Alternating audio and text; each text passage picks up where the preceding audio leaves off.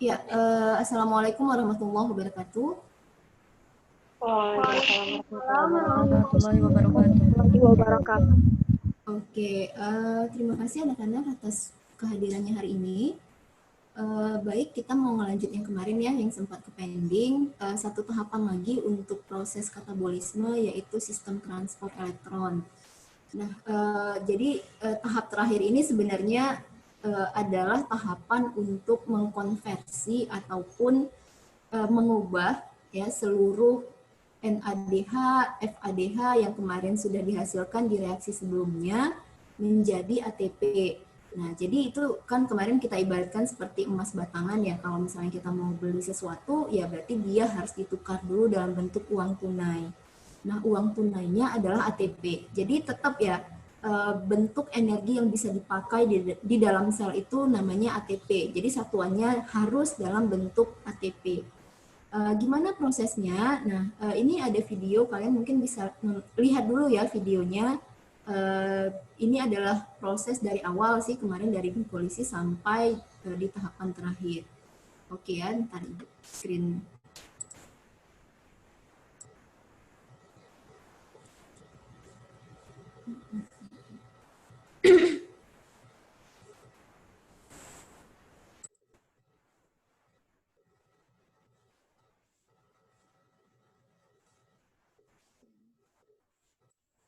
How do you turn that bite of food into a chemical that is...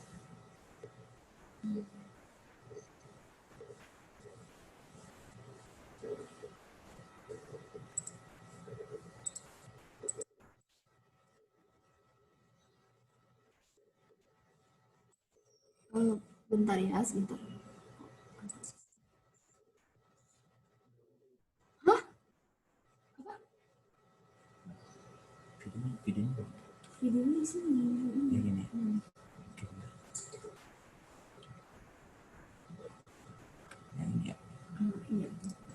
How do you turn...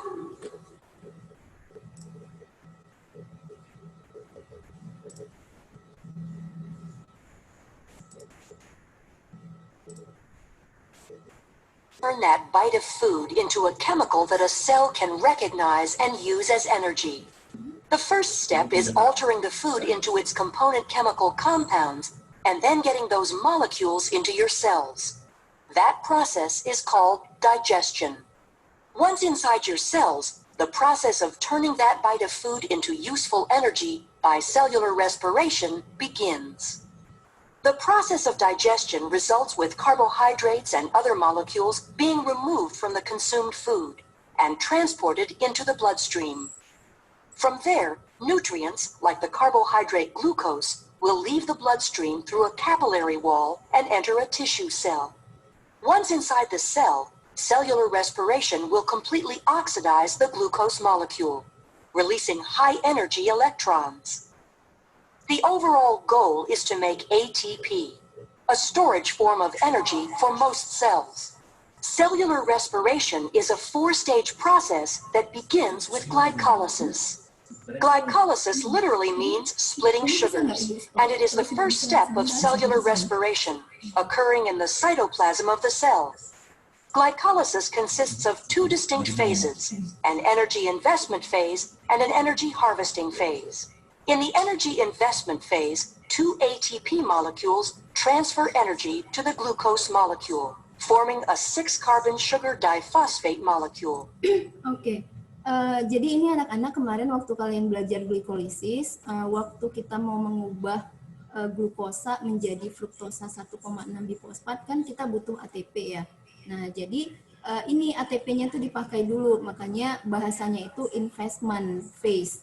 Nah, kita masih ngutang ya, ibaratnya kita investasi dulu ATP yang kita punya. Nah, untuk mengubah si glukosa ini menjadi ATP berikutnya gitu. Jadi jangan bingung. Nah, kalau kalian lihat di sini kan secara struktur ya seperti ini ya, struktur dari fruktosa. Nah, secara kimia, nah di sini sudah ada 2 atom fosfat kiri kanan. Nah, jadi ini nanti akan, kalau kalian lihat ini kan masih di luar mitokondria ya, masih di sitoplasma atau sitosol. Nah, setelah ini dia akan lanjut Nah, jadi nanti kalian bisa perhatikan yang tadi awalnya atom C-nya 6, ini yang abu-abu ini ada 6. Nah, nanti setelah melewati proses-proses, nah dia akan semakin mengecil, semakin berkurang, dan sampai akhirnya disisakan hanya satu atom C, itulah yang kita buang dalam bentuk CO2. Nah, silahkan dilanjutkan dulu ya. This molecule splits, and the energy harvesting phase begins. During this phase, the 2,3 carbon molecules are converted to pyruvate, and ATP is formed. Glycolysis is a 10-step reaction that involves the activity of multiple enzymes and enzyme assistance. In the process, a net of 2 molecules of ATP, 2 molecules of pyruvate, and 2 high-energy electron-carrying molecules of NADH are produced. When oxygen is present, the pyruvate molecules and NADH enter the mitochondria, and the next stage of cellular respiration begins. Oke. Nah, jadi ketika ketersediaan oksigen cukup, nah maka proses ini akan berlanjut di dalam mitokondria. Ingat ya, Nak, ketika ketersediaan oksigen cukup. Nah, artinya, nah kalau misalnya kita dalam posisi tidak cukup oksigen, maka proses tidak akan berlanjut. Maka berhenti sampai di proses yang tadi.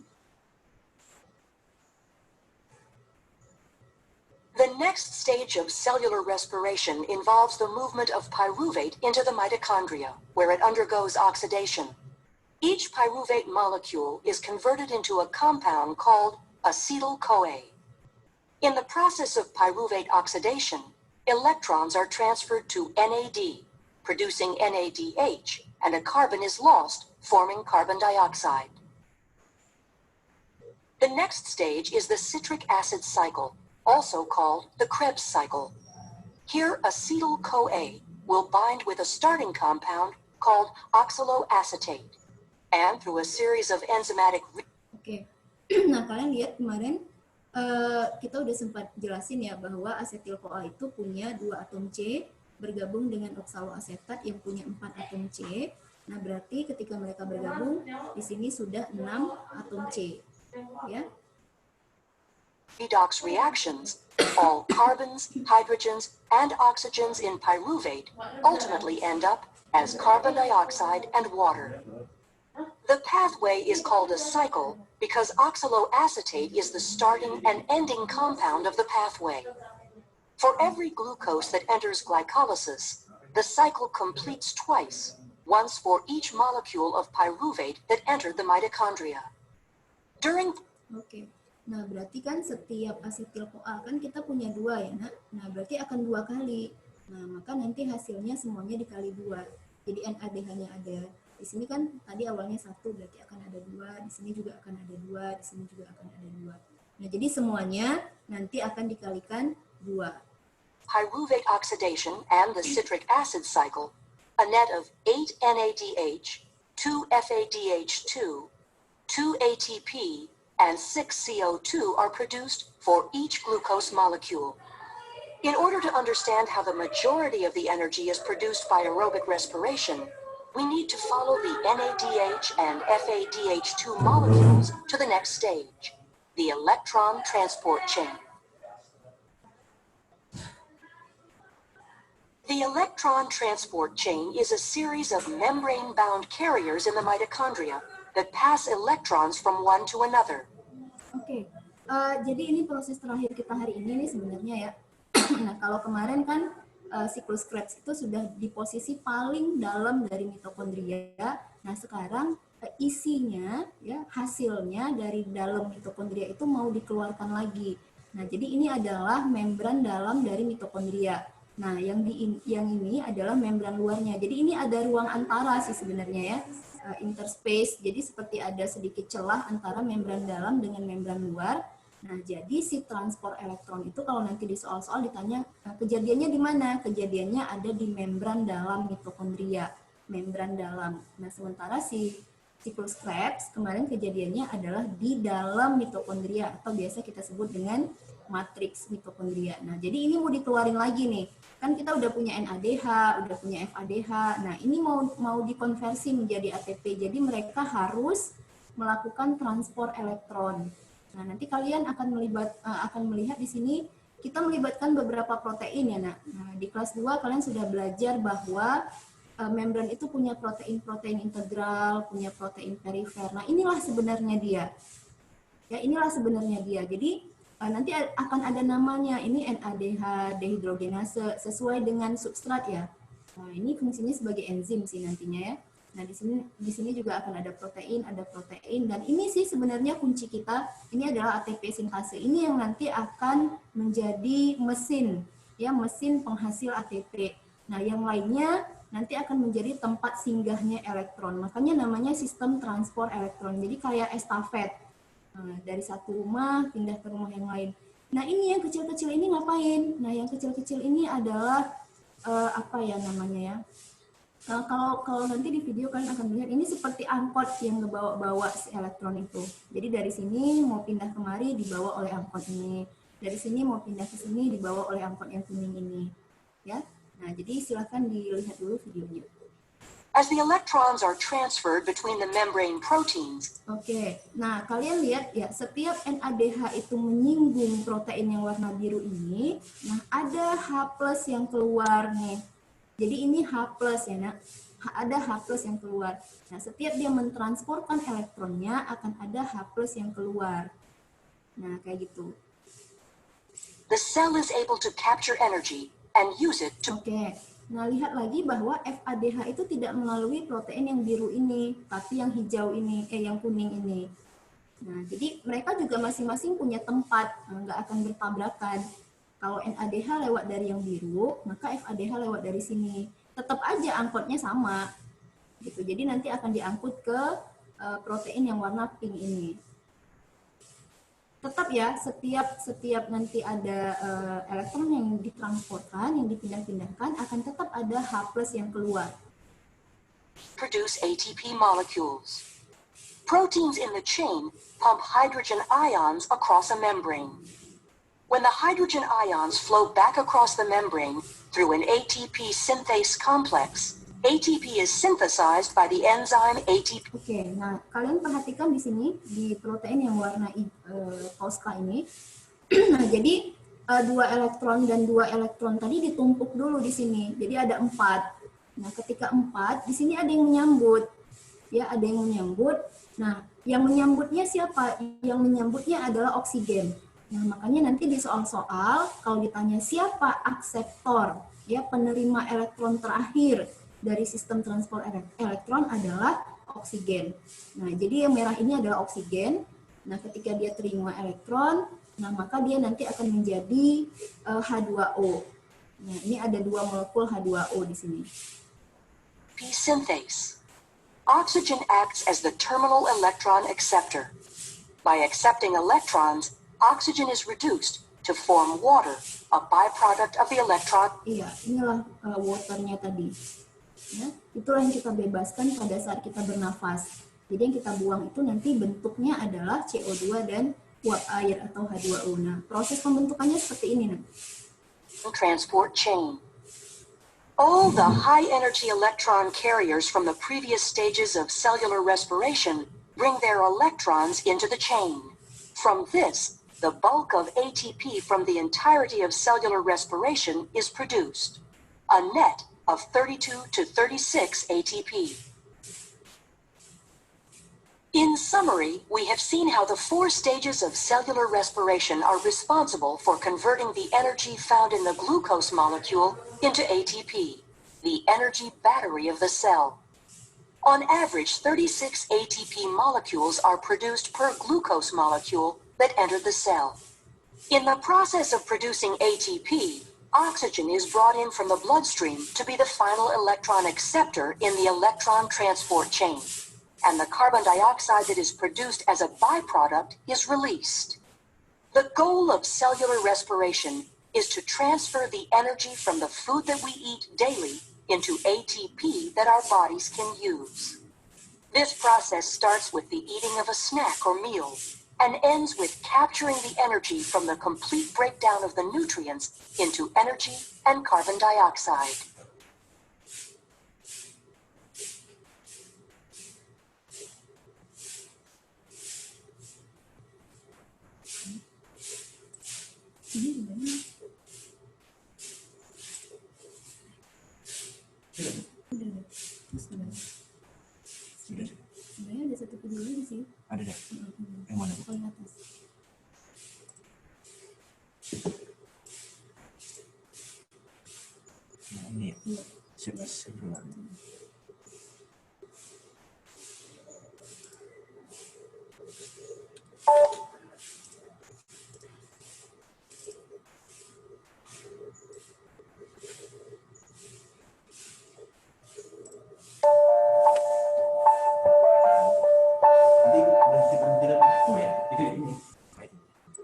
Oke, jadi anak-anak ini khusus untuk sistem transport elektronnya ya. Nah ini lebih jelas supaya kalian tahu hitung-hitungannya ya. Nah coba diikuti saja dulu.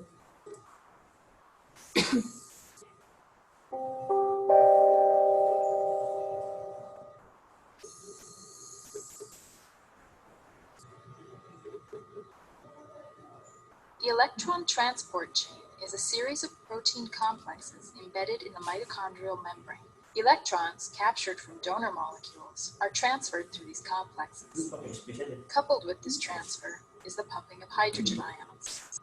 This pumping generates the gradient used by the ATP synthase complex to synthesize ATP. The following complexes are found in the electron transport chain: NADH dehydrogenase. Nah, jadi itu nama-namanya ya, nak. NADH dehidrogenase. Nah, kemudian ini ada protein namanya sitokrom BC1. Nah, kan nggak perlu hafal sih. Kan nggak perlu hafal karena di soal nggak pernah ditanya juga kayak gitu. Ya, cuma cukup tahu saja ternyata mereka juga punya nama-nama.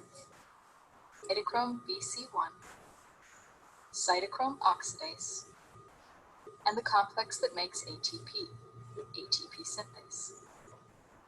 In addition to these complexes, two mobile carriers are also involved: ubiquinone and cytochrome C. Other key components in this process are NADH and the electrons from it, hydrogen ions, molecular oxygen, water, and ADP and PI, which combine to form ATP. At the start of the electron transport chain, two electrons are passed from NADH into the NADH dehydrogenase complex. Coupled with this transfer is the pumping of one hydrogen ion for Iya, perhatikan H plusnya keluar, elektronnya akan melanjutkan tahap ke rumah berikutnya. each electron. Next, the two electrons are transferred to ubiquinone. Ubiquinone is called a mobile transfer molecule because it moves the electrons to the cytochrome BC1 complex. Each electron is then passed from the cytochrome BC1 complex to cytochrome C. Cytochrome C accepts each electron one at a time. One hydrogen ion is pumped through the complex as each electron is transferred. The next major step occurs in the cytochrome oxidase complex. This step requires 4 electrons. These 4 electrons interact with a molecular oxygen molecule and 8 hydrogen ions. The 4 electrons, 4 of the hydrogen ions, and the molecular oxygen are used to form 2 water molecules. The other 4 hydrogen ions are pumped across the membrane. This series of hydrogen pumping steps creates a gradient. The potential energy of this gradient is used by ATP synthase to make ATP from ADP and inorganic phosphate. The ATP synthesis steps you see here are discussed in greater detail in the ATP synthase gradients animation. Ya, jadi perhatikan, kan tadi sudah ada H plus yang keluar-keluar ya. Nah, konsep sel, nah di kelas 2 kan belajar konsep sel itu harus homeostasis, ya harus seimbang antara ion yang di dalam dengan ion yang di luar. Nah, jadi kan kalau tadi setiap NADH, FADH yang nyinggah itu mengeluarkan atom H, berarti H ini akan terlalu banyak di luar. Kalau terlalu banyak H, otomatis suasana di luar ini akan lebih asam daripada di dalam. Dan itu tidak boleh terjadi. Kalau itu terjadi, sel akan rusak. Nah, maka si H plus itu harus masuk lagi. Nah, masuknya dari mana? Ini dari ATP sintase ini. Nah, jadi akibat dia masuk, nah jadi nanti akan ada ADP dan P yang dipertemukan gitu. Nah, ketika dia masuk kan mesin ini berputar. Nah, karena dia berputar, maka P dan ADP, ini kan ADP ya, yang pink ini, yang biru ini adalah P-nya. Jadi mereka akan bertemu, jadilah ATP kayak gitu.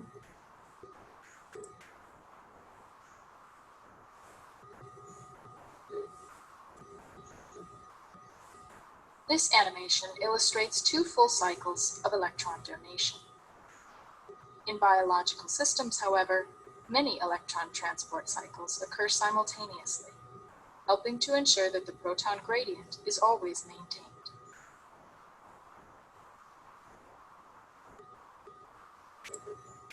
Oke.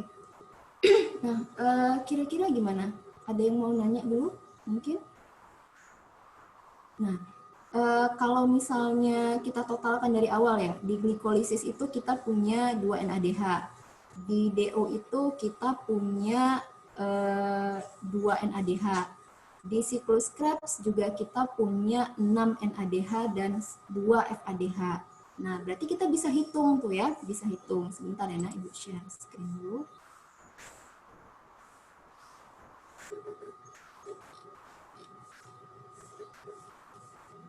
Iya, sebentar.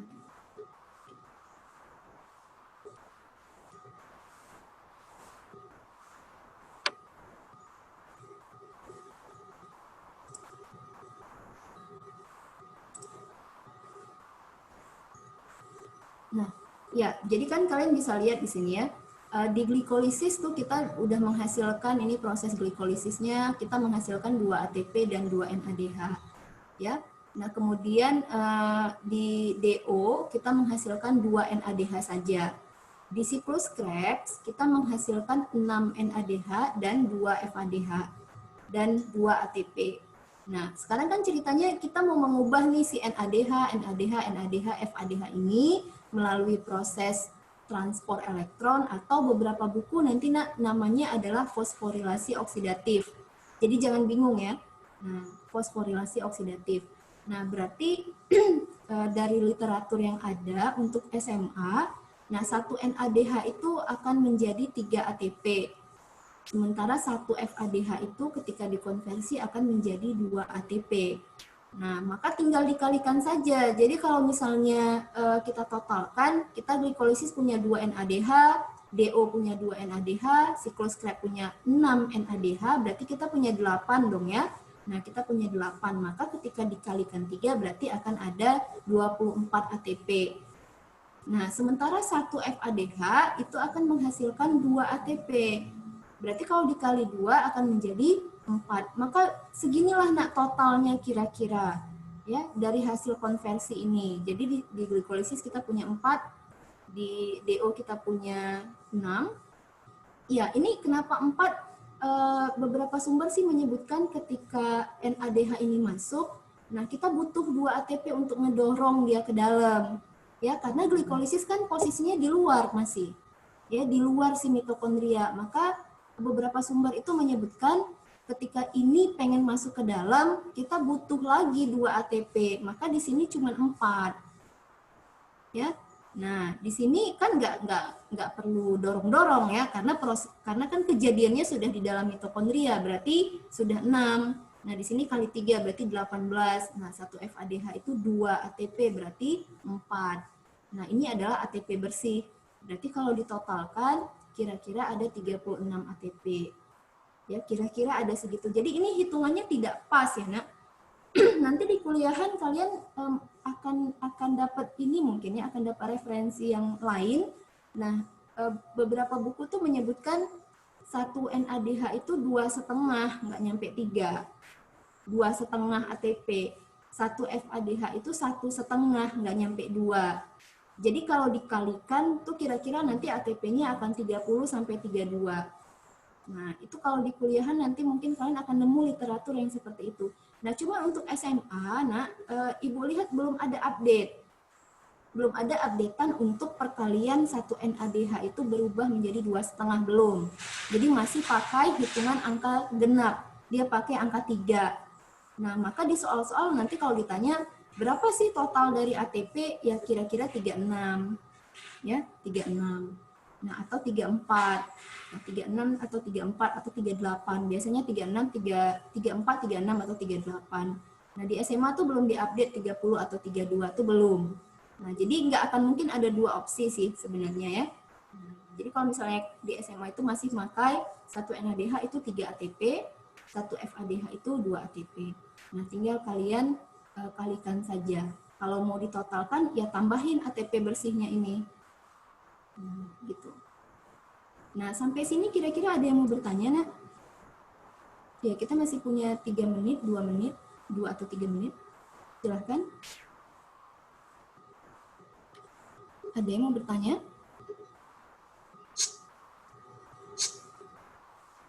Ya, ini totalnya ya. Totalnya jadi kira-kira ada 38 sih sebenarnya. Cuma kan tadi ada 2 ATP yang kita pakai untuk ngedorong si NADH dari glikolisis itu masuk. Nah, makanya kisarannya antara 36 sampai 38. Kalau ditanya dari sistem transport elektronnya ya 34. Karena ATP ini kan tidak harus diubah lagi gitu. Bentuknya sudah ATP. Ya, yang dimainkan di sistem transport elektron ini ya 34. Kalau mau ditotalkan ya segini, dikurangi 2 ATP yang kita pakai tadi. Ya, nak, kira-kira ada yang mau ditanyakan? Nah, ini untuk per molekul ya, nak, per molekul. Jadi kalau misalnya kalian makan nasi 1 piring, ya tinggal hitung saja kalau di kimia itu kira-kira berapa molekul, ya, berapa gram itu jadinya berapa molekul. Nah, maka segitulah kira-kira perkalian untuk ATP. Nah, kalau kalian masuk ilmu gizi, nanti tuh akan dihitung ATP untuk berkedip itu berapa, ATP untuk nulis itu berapa, ATP untuk berpikir itu berapa. Jadi cocoknya kalian sarapan apa, makan siang apa, makan malam apa.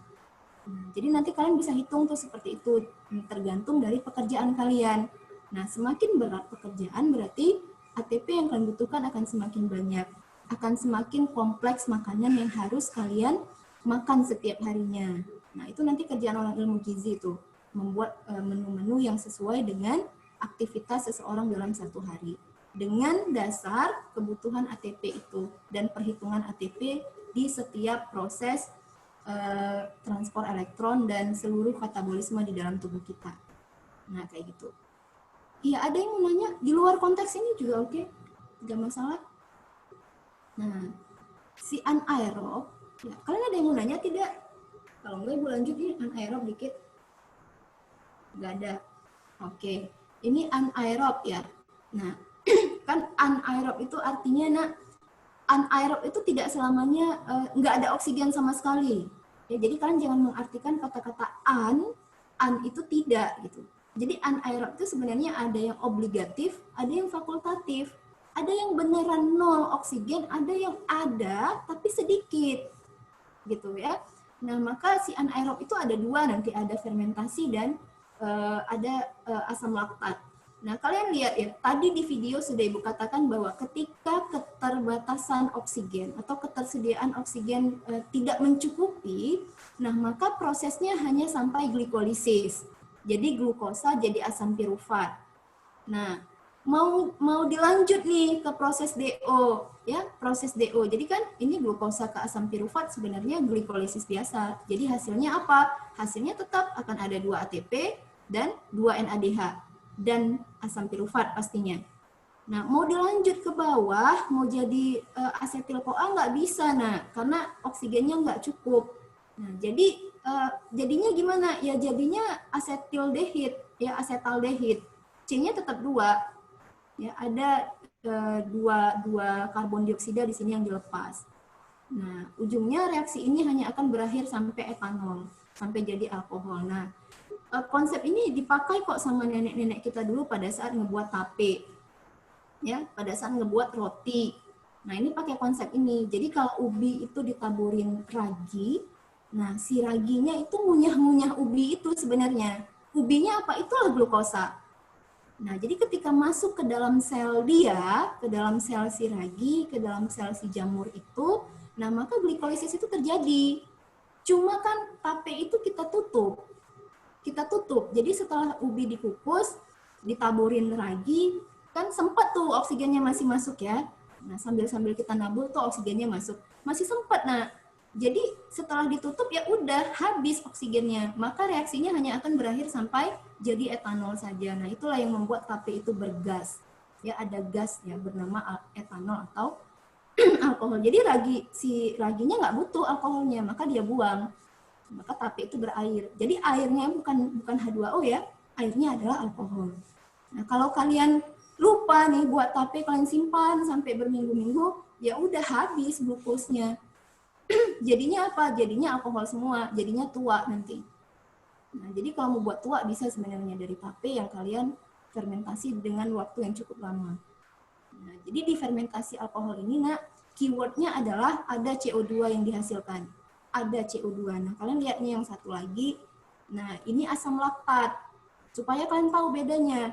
Mereka sama-sama glikolisis, setelah jadi piruvat, ya tidak ada asetaldehid. Dia langsung jadi laktat. Ya, kalian lihat di sini C-nya 3, di sini C-nya juga 3. Artinya tidak ada pembebasan CO2. Nah, itu keyword sekali ya di kalian. Karena di soal SBMPTN tuh pernah muncul seperti ini. Fermentasi asam laktat dan fermentasi alkohol sama-sama membebaskan CO2. Nah, dibuat sebabnya. Jadi soalnya sebab akibat. Nah, tidak ada pembebasan CO2 di sini. Tidak ada. Karena bentuknya dari piruvat jadi laktat, C-nya tetap 3. Tidak ada yang berkurang. Nah, sementara di sini tadi kalian lihat dari piruvat jadi asetaldehid, C-nya jadi 2. Ya, ada pembuangan CO2, kemudian di etanol juga C-nya tinggal 2. Nah, Ibu rasa itu saja untuk hari ini. Ada yang ingin bertanya? Mungkin? Ada?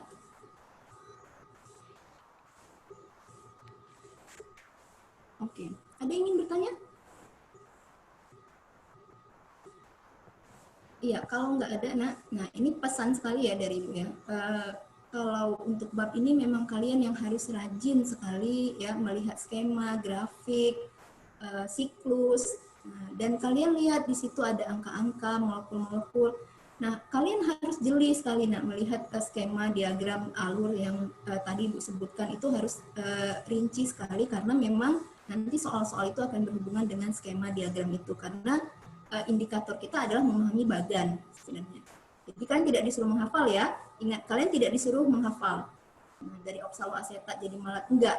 Kalian tuh cuma disuruh memahami bagan. Jadi tidak ada yang sulit. Oke, kalau misalnya tidak ada, baik, Ibu rasa cukup untuk hari ini. Silahkan dibaca untuk materi fotosintesis, ya, karena di pertemuan selanjutnya akan fotosintesis.